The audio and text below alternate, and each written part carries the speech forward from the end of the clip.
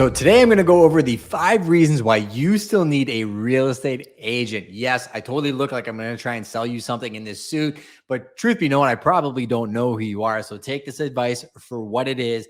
This is as an industry insider. We see a ton of transactions and there's good agents and bad agents. In my opinion, bad agents are grossly overpaid. Good agents are grossly undervalued. So I'm just going to expand on a few topics here, add some value, and hopefully make you some money in your future. That's the whole point of why we do these videos. But the first reason is going to a listing agent direct is actually not in your best interests. A lot of people think, well, I'm just going to go to the selling agent and they're going to make double the commission, so they're going to give me a discount.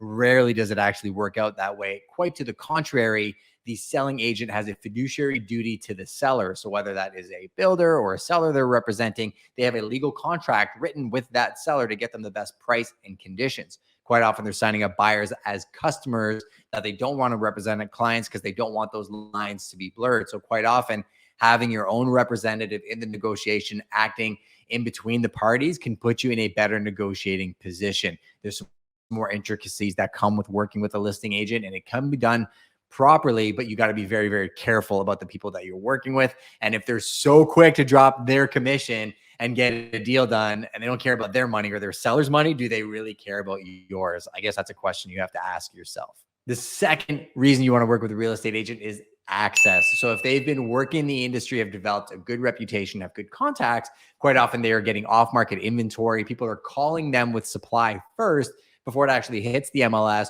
or they have a system in place to make sure that they're ahead of the pack. Now, keep in mind, if an agent is simply setting it up a portal for you, you're finding your own property and they're just opening the door and getting paid, maybe not a ton of value there, but look at the person that you're working with and are they providing you access and value over and beyond what you can get yourself? The third reason you want to work with an agent is knowledge.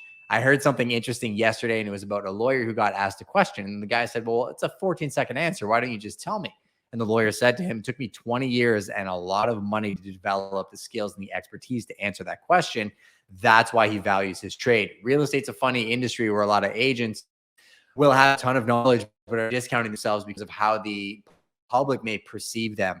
The good agents know that they're good agents and they have a lot of knowledge. They can answer questions very quickly because they've put in their 10,000 hours and they know their market like the back of their hand. Let's talk about third-party websites versus real estate agents. I think third-party websites are great. Access to sold data, everything else. I think the consumer should be empowered and be able to choose. What third-party apps and websites can't do that I can do is really know the stories behind those sales. You know, if you go to these apps and you punch in your address and it says, here's what the sale price of your property should be, they are often grossly incorrect.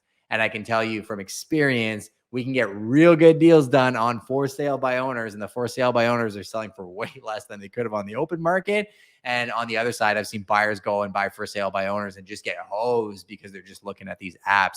There's always a story to a sale much deeper than the price. So the fourth reason to work with a real estate agent is negotiations. Negotiations have been proven to be able to have a 2 to 7% impact. That's a quote from a man, Sean McPeak. And it is true.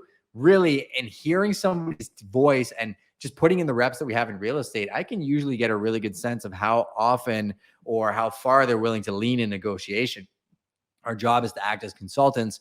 We don't have a crystal ball, so we can't tell you how it's going to work out, but we can tell you we are in this every single day. And a guy that hits home runs on the baseball field has seen a lot of balls and pitches at him. It's the same thing when it comes to negotiation. So the more you do it, the better you're going to be. And the fifth and final reason on why you should be using a buyer's agent when you're doing real estate is it's free. It's typically covered by the listing brokerage fee. So it's at no cost to you to have your own representative. It's like the enemy paying for your lawyer in a negotiation. But I will put an asterisk to this. When we're looking at acquisitions with buyers, we always tell them there is a cost to having me, right? You're going to sell and you're going to eat that cost down the road. So it's free, but it's not really free because you're still paying for it when you're making the acquisition. The question that you have to ask yourself is your agent bringing value over and beyond what you can get on your own?